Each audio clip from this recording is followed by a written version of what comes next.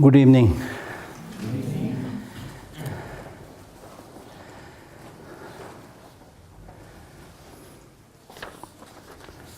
I'll start with a quotation from Nagarjuna,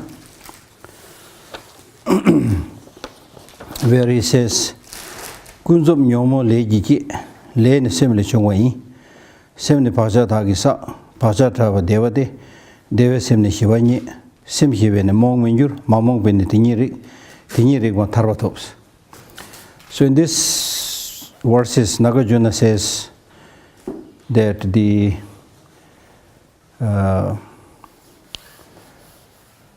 conventional afflictive emotions are cultivated by actions. Actions arose from the mind. Mind is accumulated by imprints.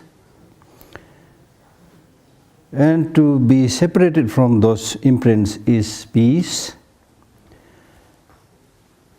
A mind in peace will always be calm. And when your mind is peaceful and calm, you will not be confused. When you are not confused, then you are able to see the truth, the suchness. And when you see the truth, the suchness, you get liberated. A beautiful point. So therefore he says that the conventional afflictive emotions are cultivated by action. Now when we talk about action, there are 2 or 3 types of actions. But here it is primarily talking about the mental action. Okay. So, sorry, the conflict emotions are cultivated by action, yeah. And the action, physical and mental actions, physical and verbal actions, probably here more. Those physical and verbal actions are also, they arise from the mind. Now the state of mind you have, positive or negative, is again dependent upon what kind of imprint you have. That means in what area your mind is more habituated. There are people who are very fond of harming others, always violent, aggressive. You see, there are so many different people with different temperaments. Some are always calm and peaceful. Not necessarily that somebody has studied religion or not, but there are, people who are naturally very calm, and there are people who are naturally very violent.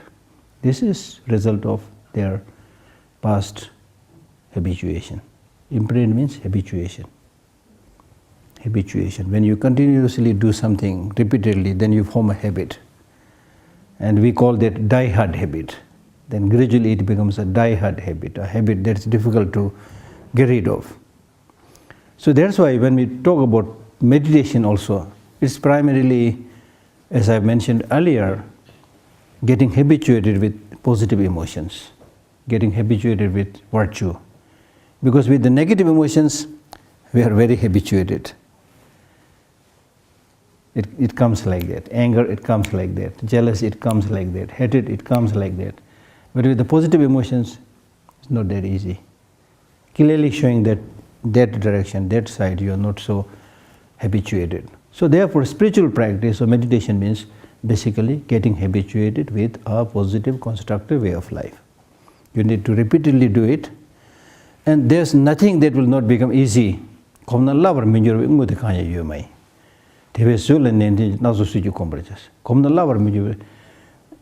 you get habituated, there's nothing that will not become easy. And Shantideva gives the example of somebody, say your enemy, who you used to, get terrified just by his presence.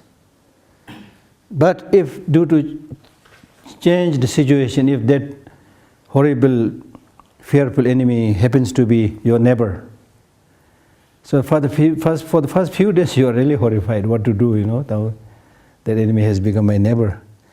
But then, you cannot avoid that person repeatedly. You will meet here and there, still you don't want to greet each other, you try to avoid as much as possible. But then it happens all the time. Then sometimes he or you will do something like, no real greeting, but something like, Then gradually, he also shows that gesture, you also show that gesture. Gradually you might say, morning. Then probably you will exchange 1 or 2 words or sentences. Then you might gradually sit over a cup of tea. And through that way, gradually, you become such a close friend that now you can't remain without that person. You got so close, you miss that person. The same small enemy can become your best friend because of habituation, you see. So it's like that. So we need to form that habit. So to form that strong habit, we need to repeatedly think, repeatedly practice. It will not come like that. This is also very important. If you recall this verse from Buddha himself, where he says, do not do anything that is negative, do everything that is positive, and discipline your mind. This is my teaching. Now ordinarily we say, if the purpose of Buddhist teaching is to become a good person, then why do we need to study all these complex philosophical texts?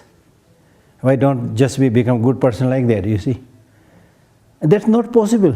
Therefore the Buddha said, don't do anything that's bad, do everything that's good. And to do that, you have to completely transform your mind. Train your mind. So training the mind takes time, because training the mind means acknowledging what is positive, acknowledging what is destructive, negative, making a clear differentiation between these two sides, and then getting habituated with the positive things. Because when you try to do something positive, sometimes unfortunately there are not many people who is appreciating what you are doing. Like for example, if you say, okay, I went to Dharamsala, listen to Buddhist teaching, I don't know how many people back in your home will support you. At the most they'll say, oh good. Others might say, oh, this just wasted time, Instead they should have worked and earned some money. That's naturally the tendency of the people, you see. And it's understandable because they don't have the insight. Right? So therefore, when it comes to doing good, and one of the Buddhist teaching also says, when it comes to doing good, you are like a tired donkey pulled uphill. Tired, heavily loaded, tired donkey pulled uphill. You take just one step, you are being pulled, and then you will look back, you don't want to proceed. So when it comes to doing positive practices, it is like that. When it comes to doing something negative, destructive, it comes automatically like a big boulder thrown down steep slope of a mountain. It'll just go with big force. And this is because of habituation, you see. So therefore we need to have some courage, especially in the beginning, when you're not at all used with these things. At least in the beginning, make some effort, develop some understanding. Then that might give you a sense, why should I do this? You see. So therefore this kind of gathering, discussion, listening to the teaching, from that perspective becomes important. Okay? So action is arise from the mind. Mind is the creator. In Buddhism we don't believe a creator God. If there is a creator, then the creator is your mind. The world is in Madhyamika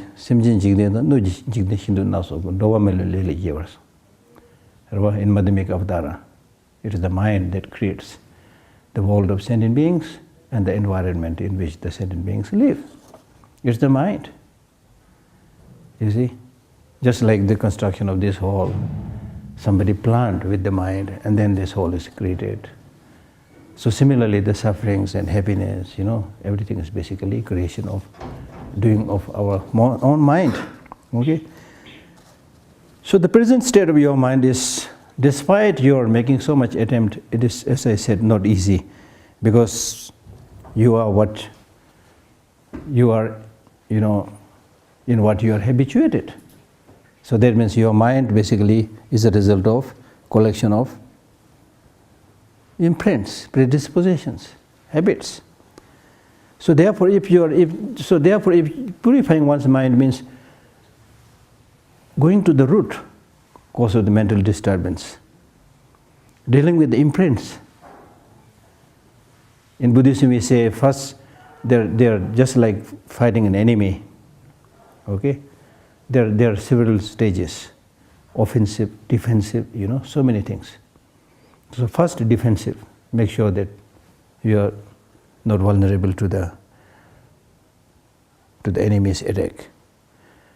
And then it's also possible you just go out, not only just defend yourself, but take the tactic of the offensive practice. Just go to the battle and fight. So similarly, when we deal with the negative emotions, we need to first of all try to reduce the grosser, the manifest level of negative emotions. Then gradually go to the seed. Then gradually go to the imprint. Seed is like the onion. If you chop onion in a, what do you call it, mortar, pestle. Then the onion is like seed. So long as that onion seed is there, the smell will be there, onion smell will be there. Now sometimes you remove the physical onion, but still there is a lingering smell. So that imprint is like that. And it is said that even in the case of arhats, who had completely destroyed negative emotions, there are cases of some of the arhats who would meaninglessly jump here, there, acting like a monkey, because of past life's habit. That can be there, you see. So habit. So therefore, you need to, basically he's saying is, if you need to remove the negative emotions from the very root, then there will be real well-being. When there is complete physical and mental well-being, then your mind will be at peace. When your mind is completely at peace, then you will not be confused. We are normally confused, when we want to study something, the mind is not working, you feel sleepy or whatever, whatever you want to reflect, it's not coming, because your mind is polluted. Pollution by afflictive emotions, pollution by the environment, pollution by associating with the wrong friends, So that's why some of the meditators, they say, even in Dharamsala, the meditators who meditate high up in the mountain, when they come down to Megalorganj, their mind becomes unclear. So that's the difference, because these people are used with this high, altitude and clean environment, so their mind is normally very clear. But when they come down, even to Megalorganj, imagine if you go to Delhi, other places. Now people like me who go to Delhi, I don't feel much pollution because my pollution is very deep. But some of these real practitioners, meditators, they can feel it, you see. So it's really like that, the external pollution, internal pollution, like that. So removing their very seed is very, very important. Then your mind will not be confused. When your mind is not confused, then you get liberated. Then you will be able to see what needs to be adopted and what needs to be discarded. Right? Clear? So today being the last day, I need to do a little bit of galloping. Tadi diksain serba.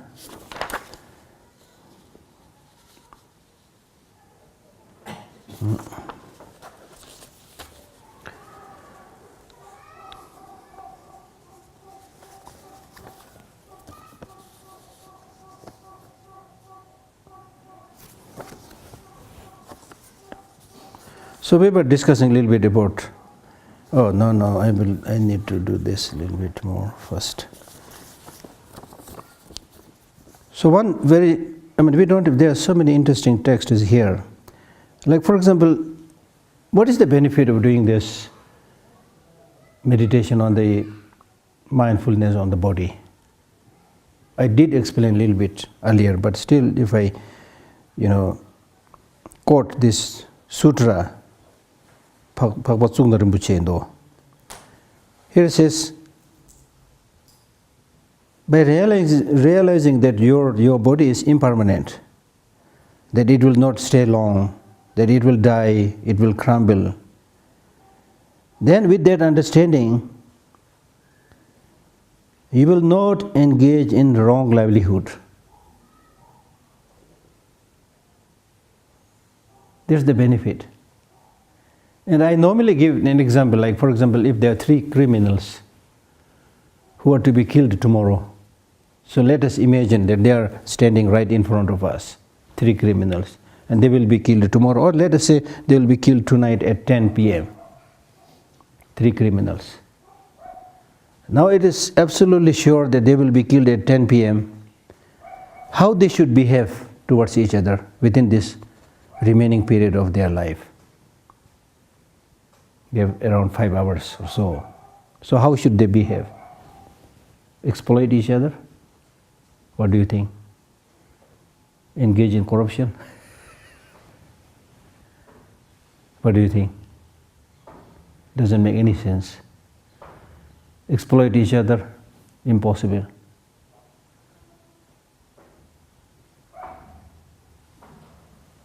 Cheat each other, deceive each other, bully each other, harm each other. If they engage in such activities, those of us who are witnessing these 3 people, some of us, especially some of us with a tender heart, we might cry. How come these people, they have only 5 hours to live and still they are so mean to each other? Clear? I read this once in a mind training text. Clear? Doesn't make sense, right? Violence, cheating doesn't make sense, right? Exactly like these 3 criminals. We are exactly like these 3 criminals. Because just like they will be killed at 10 p.m., whether you use the word being killed or not, but will die after a certain period. In this particular case of a gathering, even if I give you a big discount, at the most we will live 60 average, at the most, after giving some discount. So after 60, we're all gone. So during this remaining 60, 50 years of our life, is it sensible to engage in corruption, exploitation, harming each other? And that's why great thinkers like Shantideva, they say you don't have to kill people, they will die. You don't have to harm people because they're already suffering, you see. And those of us who don't have that insight, don't have that understanding, keep on creating suffering on other people as if they are shortage of suffering. Keep on harming each other. So that's why right in the beginning, on the first day, I said much of the suffering and problems that we are encountering today is basically our own creation. So therefore, this is called unnecessary suffering. Dugyung. I don't know how to say it in English. In Tibetan, we have a very good word for that. Dugyung. That means it's something that you have invited. You see, your personal loss, your own doing. So you deserve it, almost something like that. You deserve it. You see. It's your own doing, you see. Really. So therefore, it makes perfect sense that if you develop more insight of this, the way things are, and live accordingly, people can be transformed, society can be transformed, world can be transformed. And that's the only way. Not just bullying each other, showing power, misusing power, which is happening so much, right? So therefore he says, when you realize that your body is impermanent, realize that you are not going to live long. I mean, there are cases of real people, you know. I heard a story of a very elderly Indian. Somebody tried to bribe that very elderly Indian. And then he said, you know how old I am. He was very upset with this bribing. He said, you know how old I am. I'm such and such age. And do you still think I will be hankering after money? I mean, the amazing answer, you see. And I recently bought a book which contains kind of interviews of the richest people in India. So what was their experience in life with the money? You know, they were all saying that it's really not the money. It's friendship, relationship, things like that. So that's our basic experience, you see. But sometimes because we go after appearance, we don't have time to wait for the reality. And appearances are deceptive. Appearances are deceptive. And on a bigger level, and this topic has been touched not only in Buddhist philosophy, but if you look at this teaching or talks by Plato on appearance and reality. If you read his very interesting philosophical idea, the cave. Have you read that one? The cave, which is really like talking about the Buddhist conventional truth, the ultimate truth.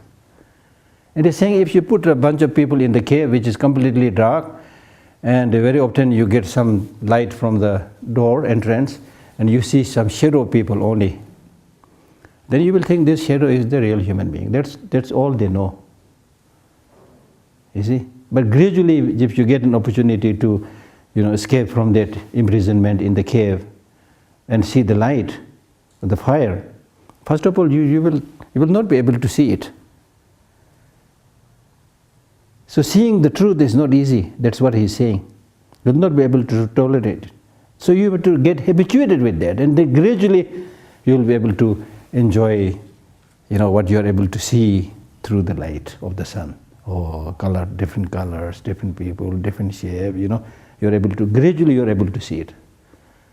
So the conventional truth, interestingly, we call it Kunzup Demba, and he almost like Kunzup Demba, conventional truth we call it. Conventional truth sometimes has been translated as concealing truth, because it conceals your vision of seeing the truth. And Plato uses the word veiled perception, Dibba. So this has been explored. Now scientifically they are saying that of course I'm right, I can see your face is like that. But the face that I'm seeing, I'm able to see your face because of the light that travels. And it takes time for the light from your face to my eye. It takes time. So when I see your face, already some time has passed. So it's like different, almost like seeing the past face, you see. So there are a lot of important points to reflect about what is the real truth. Anyway, so if the closer you're able to go to, that's why we use the word close setting of mindfulness. On a closer scrutiny, you will be able to come closer to the reality. And therefore, when you see this mortality, impermanence of human life, then you will not engage in wrong livelihood. In Buddhist text, we talk about the 5 kinds of wrong livelihood: flattery, hypocrisy, things like that. So you will not engage in wrong livelihood, and instead you will try to take the meaning out of your precious human life. And you will be able to extract 3 essences. The 3 essences are essence of the body. Essence means meaning. You will make best use of the meaning of your life, your body. You will be able to make best use of the meaning of your wealth, real purpose of your wealth, and the real purpose of your being alive. You will make the best use of these 3 things that you have: your body, your life, and your wealth. So as I said earlier, the choice is yours. Now, for example, he says, by thinking that my body is impermanent, you will be able to submit yourself as if you're a servant or a slave to everybody. Because this impermanent body, not ugly body, filthy body, there's not much essence.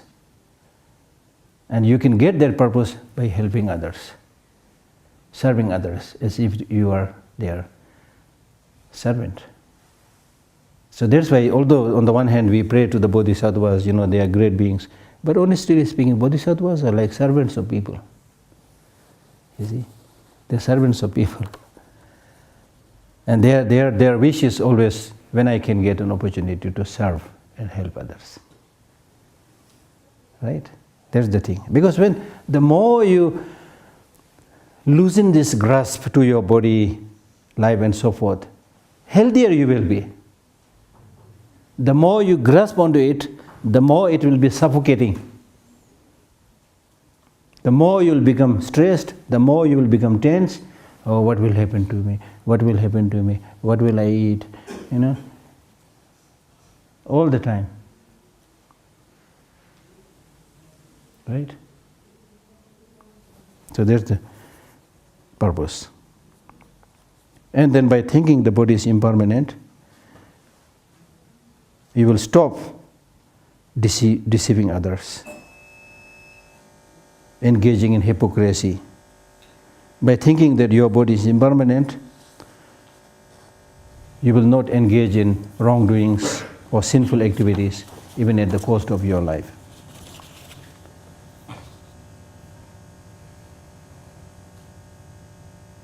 So there are so many things, we can't read all of this, okay?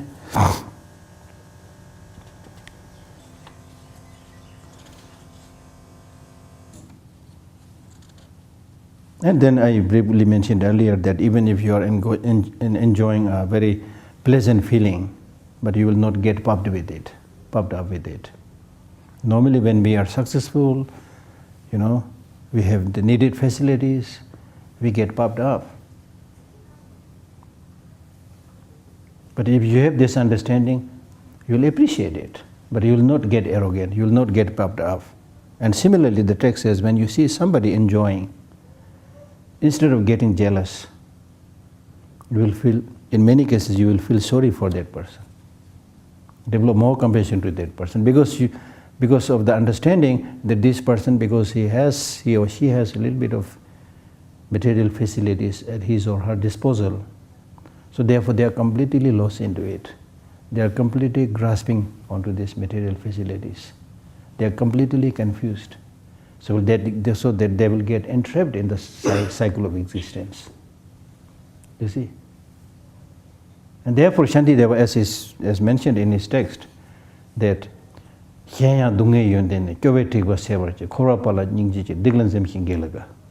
suffering is something that we don't want. But it has also many qualities. Many qualities. There he says, furthermore, he mentions a lot of qualities of suffering, and then furthermore he says, because when you have suffering, your mind becomes a little bit low.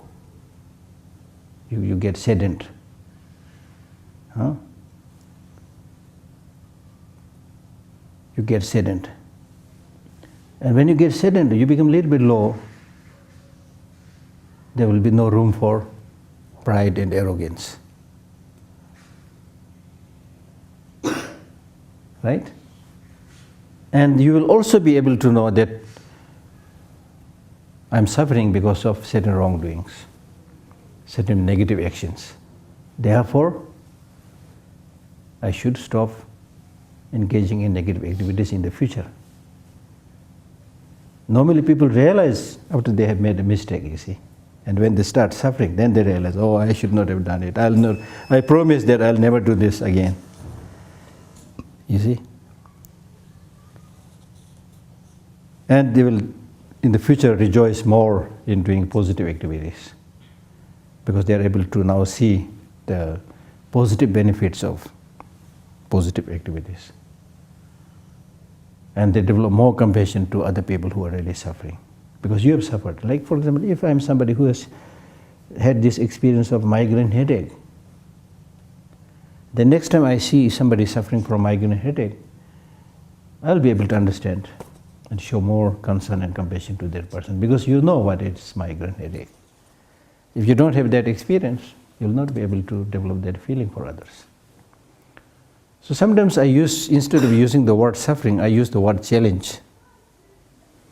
If you run away from challenge, you will never get an opportunity to develop new experience, even in ordinary life. Challenges are like wrestlers, like two people when they are wrestling. When there are two people to wrestle with, by wrestling, your arms become stronger, your muscles develop because of the other presence of the other wrestler. So similarly, when you get difficulties and challenges and problems to wrestle with, that gives you an opportunity to get new insight. That's why in the world also, ordinarily, those people who have seen a lot of ups and downs in life, hardships, they have the real wisdom. And those people who are softy and had a very comfortable life. And some people told me that people who had experienced the world wars, those generations are much more understanding, much more patient than the following generation who had not experienced those difficulties, you see. And that is not to pray and not to say that they should have those world wars and difficulties, but all what we are saying is, suffering is introduction to happiness. Suffering is introduction to happiness, right? So we need to learn from those sufferings and problems, right?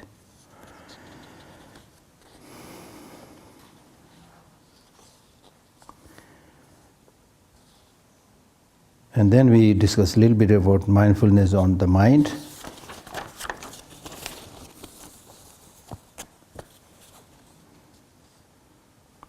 For example, mindfulness meditation on the mind means that, for example, if you are developing attachment to something, you are getting obsessed with something, or if you are developing strong anger or hatred, then you need, or if your mind is getting ignorant and confused, then you need to immediately analyze what is the state of this mind having attachment, what is the state of this mind having hatred, what is the state of this mind which is confused, right?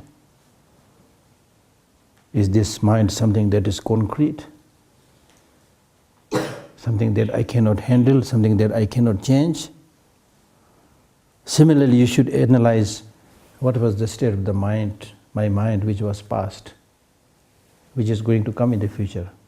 What is my present state of mind? What are the sources? If you try to pinpoint like that, you will not be able to pinpoint it. Mind is shapeless, colorless. It's kind of pure energy. So when you see this, then this will help you understand that the mind, that which I have taken for granted, that is something going to last for a long, long time, or almost like existing independently from its own side. There's no such a mind. There is no such a mind. So mind is something that has no form, something that cannot be demonstrated, something that cannot obstruct anything, something that really has no support and no basis, something that doesn't appear easily, and no particular place to stay. And so a mind which has inherent independent existence has never been seen by any of the Buddhas of the past, present and future. It will not be seen and never seen. So whatever we are experiencing, difficulties and problems, they're all because of a wrong state of mind, a confused state of mind. There is a beautiful quotation from Atisha Lama of the Path to Enlightenment, where he says, that so much of the problems, difficulties, afflictive emotions, they arise from discursive thoughts, conceptual thoughts. It is through our wrong ways of relating to others and thinking that all the problems arise, right? So therefore it's important to understand the actual nature of the mind. Mental creation, as I said earlier. The same object, the same thing for one person is an object of, it's ugly. The same object another person will say, so beautiful. So therefore some like green color, some like yellow color, some like red color, you see. But there's no color that is existing independently and which everybody can say, this is the best color. Right? So when you understand that much is due to one's own mental perception and mental designation, then you will make an effort not to let your mind create everything, but instead try to see the way things are. That's why in the mindful practice we are saying that Remain in the present. Don't run too much after what has happened in the past. Don't run too much after what is going to happen in the future, but remain in the present. Remain in the present probably sounds like Dzogchen practice. But in the Dzogchen practice, they said, do not let the mind chase the object. There is a text called Simying also. That means making the mind take rest. Because the mind, when it keeps on chasing the object, like there are 100,000 different kinds of objects we are chasing. As a result, we get tired. Most of us at the end of the day, very, very tired, because it's understandable, because you have been chasing so many things. The other day I mentioned you are not staying comfortable in your home, but you are chasing. And you get tired. So what is this Dzogchen practice or mindfulness practice is basically saying? Is the mind should be just a watcher, just a witness of what is happening, what is going, what is passing. Watch. So if you are able to watch, remain alert, and maintain that mindfulness, then you are able to see that beautiful spectacle. That such and such person came and gone, such and such event gone and came and gone. But ordinarily, as I said, we are not watching. We are not watching. We are simply influenced by the current of the external situations, events, right? And then he goes on comparing the mind just like a running stream of water. It doesn't abide for a second, it keeps on running all the time. It arises and then disintegrates. The mind is also like a wind. It travels all the way, and you cannot lasso as we say, we cannot lasso the wind. Cannot lasso the wind, right? And it's also like the radiation of the light from a butter lamp, meaning it comes from causes and conditions. And mind is like a space. Just like clouds appear in the space, similarly, afflictive emotions arise in the space, like in the expanse of the space, like mind. And mind has been also compared to lightning. It comes for an instant and disappears. Right? So there are so many beautiful examples here. And then the mind is also like a person with whom you have problem, you have difficulty, with whom you cannot live harmoniously. Because the polluted mind is source of many sufferings and many problems. So long as you have that kind of mind, it will keep on creating problems in your mind. And the ordinary mind is also the one that destroys the very root of all the virtuous practices. So from that parlance, it is really like a sand castle, which is ready to collapse. So many beautiful examples are there. It's like a dream, because the mind perceives what is of not true self as having the true self.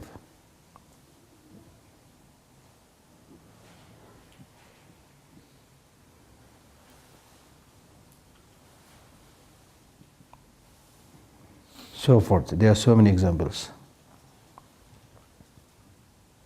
Anyway, whatever kind of mind it is, none of these minds, positive minds, negative minds, have an inherent independent existence. So if you try to search the mind, you will not be able to find it externally, internally, or in between. Or between the 4 or 5 elements, if you search it, whether the mind is there in the fire element, water element, and so forth, you will not find it. And if you try to find the source of the mind, you will not be able to find it. Meaning that the mind arises because there is an object. In relation to an object, the mind arises. And the object is normally perceived through a conceptual thought.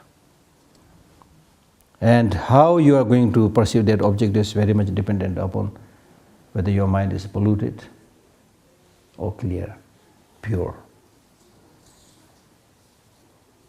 Now in terms of the mind's relation with the object also, neither the object nor the mind has inherent independent existence.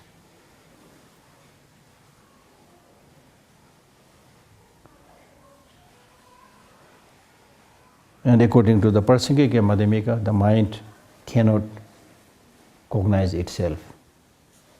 Self-perception is not possible.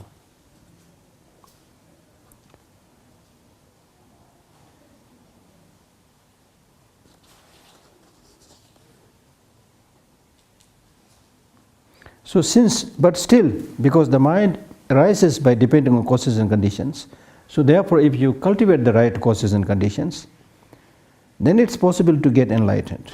Then it's possible to cultivate the paths. Then it's possible to get liberated. Then it's possible to develop renunciation.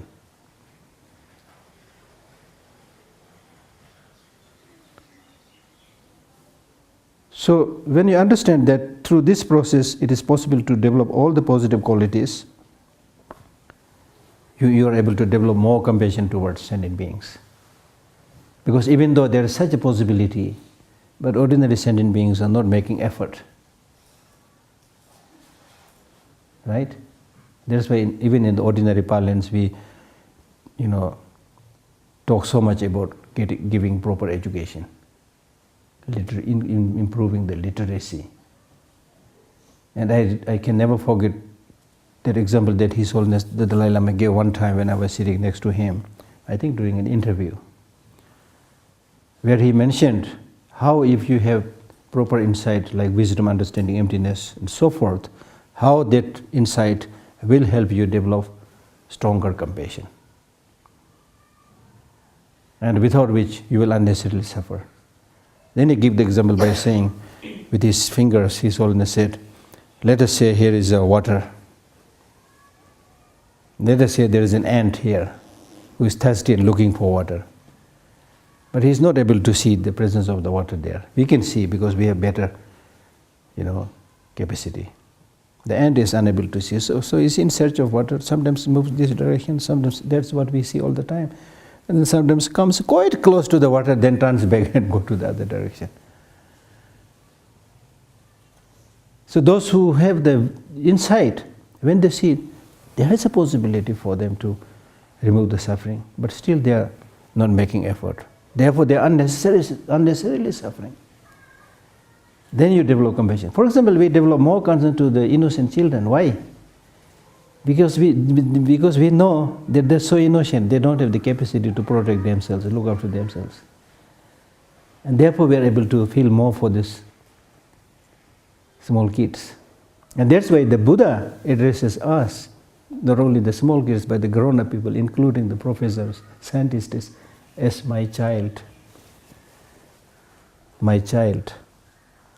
Because we are completely engrossed in doing meaningless small things and completely lost into it and not able to find the path for freedom, not able to remove the suffering. Right? So that's what is said here.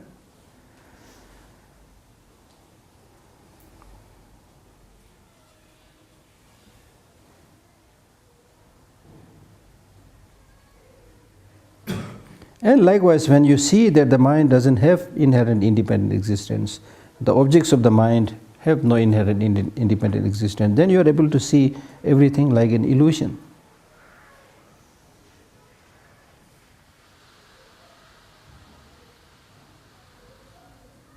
And what we are seeing in concrete terms, in absolute terms, is mental projection. But in reality, it's like a dream.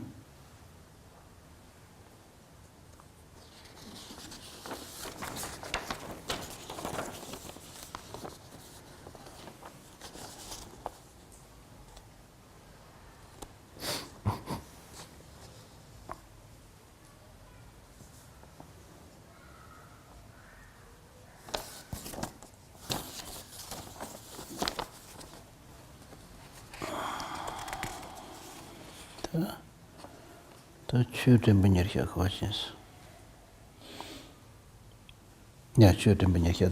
what I have been discussing was a little bit of mindfulness on the Dharma. The Dharma, the phenomena is like an illusion, including the mind, of course. So they're like a mirage, a bubble, a dream, and things like that. And he gives a beautiful example by saying, for example, if you tighten your fist, although your hand is empty, but to cheat the small child, say, come, I have some gift to you. The child will really think that he is going to give me something. So he'll be following you, especially if you say, I have sweet, but in reality there's nothing. So similarly, like we go after these objects, which is like that empty feast, from where you're not going to get anything. But we do think that there is something there, which as it get into trouble. And things arise because of mental projection. Things arise because of it is dependent on causes and conditions and so forth.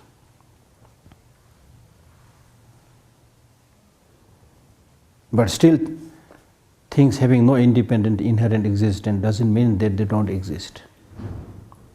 Now this is very important, especially for the new listeners. Make a distinction between existence and independent existence.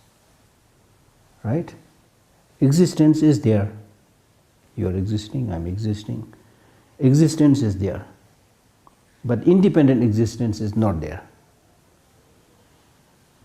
It is important to mention this because even though independent existence is not there, but our ordinary unenlightened mind tends to think that there is something that exists independently. Clear? And what's wrong with that? The problem with that is when you see things having independent existence, for example, when I see an object, if I see this object existing, there's not a big deal, there's no problem. It's true. But if I exaggerate the way that object is existing, if I say this, because I like that object, if I say this object is 100% beautiful, you see, then you develop desire, attachment. I want to have this one. You get stuck with that, obsessed with that. You are not able to see any other shortcomings of that object. Wow. On the other hand, if you have another object, say your enemy which you don't like, because of the fact that you don't like that enemy, you again tend to exaggerate the faults of that enemy. You will see that enemy as 100% negative, 100% horrible. Impossible to have negotiation, impossible to have dialogue. See? The enemy must be eliminated. That's the only way. But the reality is that enemy also has some good qualities. He also has his friends, relatives who say my enemy is so good. My whatever, friend, relative, whatever. They will appreciate and talk highly about the good qualities of that person.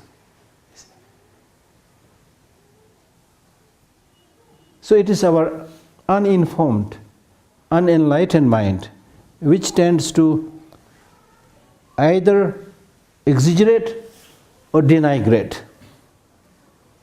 And thereby we fall into one of the extremes, nihilism or eternalism. Nihilism means, to our ordinary mind, we think if things exist, things must exist independently. If things don't exist independently, it means they don't exist, right? It's easier said than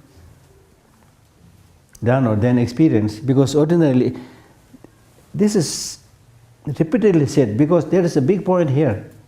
Now we have some understanding because we are thinking But ordinarily, when you really fancy somebody, you really like somebody too much, then if somebody starts talking about bad things about that person, you get upset, you see. Why do you get upset? Right in the beginning, if you have that understanding, yes, my friend is very good from this way, that way, but he has also faults called bad things like that, and still acceptance, then no problem, you see. But normally you get crazy, you get mad. Oh, this object, this car, this person, 100% good. You don't want to see anything bad in that. Meaning that you are seeing that as 100% good. Then you get obsessed with it, get stuck with it. Right? So that's why this point, meditation on mindfulness of the phenomena, means mindfulness or meditation on the way things are, the ultimate reality. The ultimate reality is things exist. Clear? Things exist, but do not exist independently, because anything that exists, they must exist by depending on causes and conditions. They must exist by depending on the designation, the name and the label that is given to that object. The other day I gave you the example of the microphone. We call this microphone not elephant, because it is dependent on designation. Right? Then the part and the whole, they are also dependent on each other, things like that. So things exist, but do not exist independently. Now that is a little bit shocking to us. And that's why this very famous text called Heart Sutra, the main subject of that Heart Sutra is Shunyata, emptiness. So for an untrained mind, untrained ear, when you talk about things having no inherent independent existence, it's very shocking. Very shocking, very upsetting, because you wanted to enjoy with somebody permanently, independently, absolutely. But now you see that's not possible. You get shocked. So therefore, instead of Heart Sutra, some people wanted to call it Heart Attack Sutra, because it gives you heart attack, kind of Heart Attack Sutra, you see. So really, it's not easy. If we meditate, then we realize, you see, yes, things are there on the level of designation, on the conventional level, but when you search and analyze, you don't find anything. It's shocking, right? It's shocking, because you wanted something there, something that you can hold on to. In the Buddhist practice, holding on to something means getting stuck. The Buddhist practice is asking us not to hold on to something, not to get stuck, but let go. Be free. But we have this habit of holding on to something. This is my car. This is my house. This is my smelly socks. Sometimes I give a discourse on smelly socks. Because how strong the grasping we have is clearly indicated by your smelly socks. And when that socks, even if it is smelly, so long as it is your smelly socks, you think this is okay, tolerable, the smell is tolerable. When it is someone else's socks, even if it may be brand new, but you say, oh, it's a socks, don't touch, dirty, To such an extent, sometimes that you will even take that smelly socks up to your nose to see how much smell is there or not, you see. So because it is associated to you, to your grasping. So anything that is associated to you, that means first you develop this grasping to I, then grasping to mind, my smelly socks, whatever, grasping to that. And it is because of this grasping to I and me and mine that you get entrapped in the samsara, just like rings of bucket that is entrapped in a well. Chandakirti in his text, the middle way, he gives the example of the ring of buckets in a well. The ring of buckets, when you pull the water, the rings of bucket, number one, They have to go continuously, so they are cycle. Secondly, when they come up, they hit several times on the wall, you see. They crashed, crumbled, So we sentient beings are like those buckets, ring of buckets in a well, that we encounter suffering of change, conditioned suffering, and so on, you see. Because of this grasping to I and mine.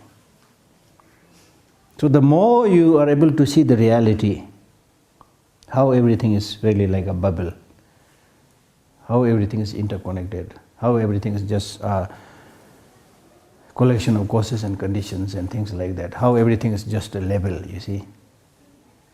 Then you will be able to loosen that. It's not easy, but repeatedly thinking, it will help you. It's not just with one go. That's why in Buddhist texts we say hearing, thinking, meditation, So you need to make that effort. Right? So that is basically, but things having no independence doesn't mean that things don't exist, as I said. Things exist. Things exist.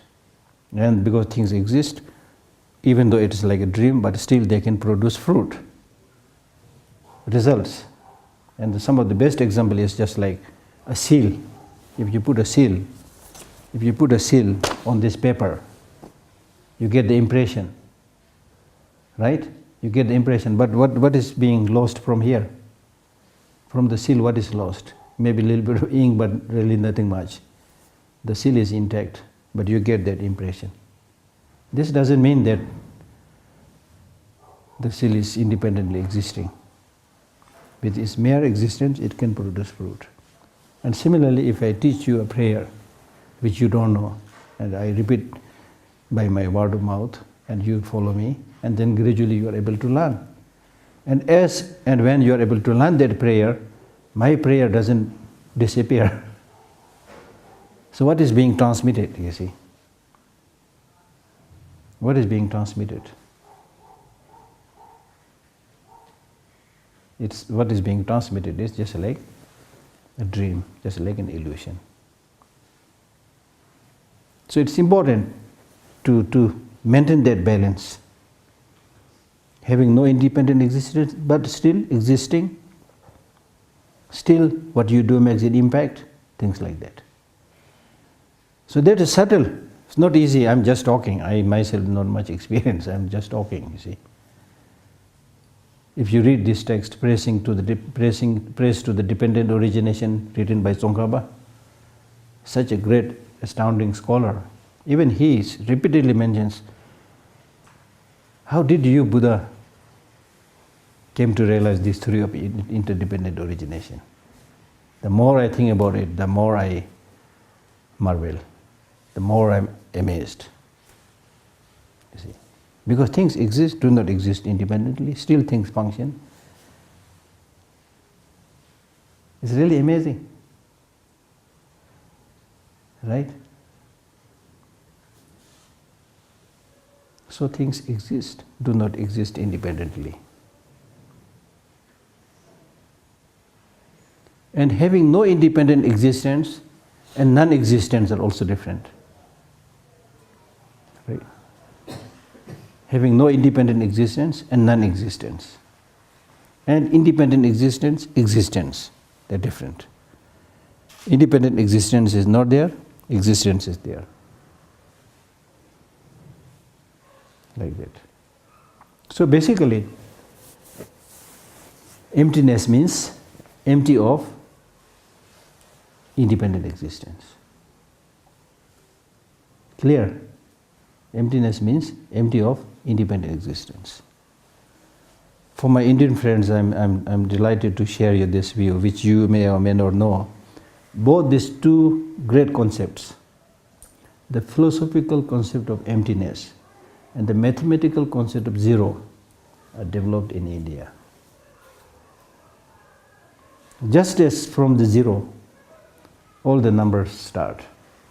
Without zero, zero seems to be valueless, but without zero you cannot have 10, 100 and so forth. It's very, very important. It's really like the foundation. So similar Similarly, the philosophical concept of emptiness. If you accept emptiness, meaning that if you accept that things exist but do not exist independently, when you say things exist but do not exist independently, then there is only one alternative left. That is dependent existence. When things exist, do not exist independently, then the only alternative left is dependent existence. Because dependent existence and independent existence, they are mutually exclusive. Now, therefore, things exist dependently, therefore, causes and conditions can produce fruit. Clear? Clear? Dependent existence, independent existence, they are mutually exclusive. Mutually exclusive means there is no third possibility. It has to be one of these two. Either things exist dependently or things exist independently. Because things do not exist independently, therefore, but they exist, therefore, they have to exist dependently. Meaning dependent on causes and conditions, on the designation and so forth. Since things exist dependently on causes and conditions, so forth, that is actually good news. Because things are dependent on causes and conditions, therefore you can do many things now. If you want to do something good, just cultivate the causes and conditions. You can produce happiness, peace. If you don't want suffering, just identify the causes and conditions, remove them. That's good news actually. Because if things exist independently, then there's nothing you can do. It's the way things are. Because if anything comes because of having no cause and condition and so forth, then it's the way it is. Why should anybody make any effort? It's not going to change anything, right? So, to close the session, because time is up, so I basically roughly quickly explained the 4 close setting of mindfulness. And so as in terms of meditation, you need to, normally we talk about meditative session and post-meditative session. So during the meditative session, you need to think about what I've already explained, that things do not exist independently, inherently, just mere designation, therefore emptiness, nature, and so forth. And when you are able to develop some kind of conviction, some kind of ascertainment, when you are doing that meditation, it's not a big problem.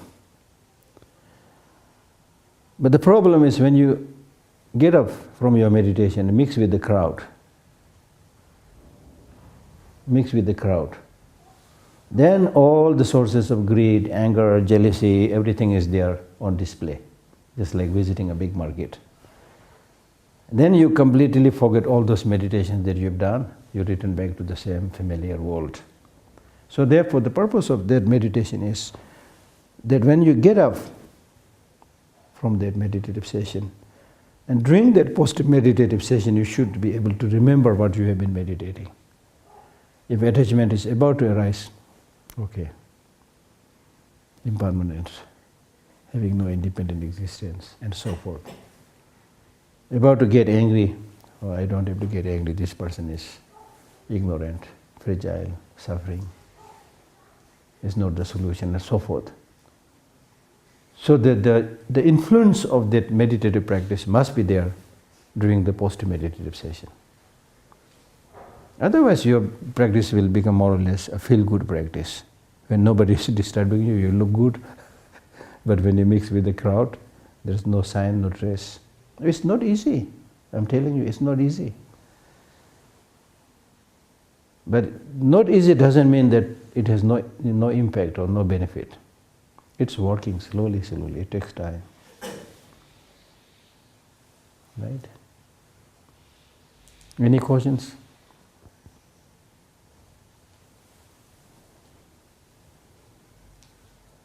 No question? Yeah. Well, I just don't understand you were saying with the microphone, before the microphone. The microphone has its own existence. Yeah, it has existence, but no independent existence. It doesn't have an independent. No. There's many things past. Exactly. But I don't understand how it depends on a label. Because the microphone, at certain period of the time, somebody gave it the name microphone. So the question is, before giving that label microphone, was it microphone? There's a lot of debate. Your question is right. Its own nature. Has its own, it's like. Now, when you use the word its own nature, the lower Buddhist schools of thought, that's the problem. That's why I was repeatedly saying, make a distinction between existence and independent existence. The lower Buddhist schools, they say things have to have, if they exist, they must exist independently because they have to have their own nature. Own nature. And the Prasangika Madhyamika say, what do you mean by own nature? There's nothing called own nature. And we can give a very beautiful example. Like, for example, if a child, the class teacher gives a homework to a child, and then the children does the homework by himself or herself, then he can go to the teacher and say that I did it myself. Myself, own or myself. But if the child has taken the help of the parents, then he cannot go to the teacher and say I did it myself. Because you are helped by your parents. So similarly, therefore the Prasangika Madhyamika say, this is contradictory to say that things exist from their own side and also dependent on the cause. This is contradictory. Right? Okay, thank you very much for sparing your time during this cold weather. And I wish you good luck and continue your good spiritual journey.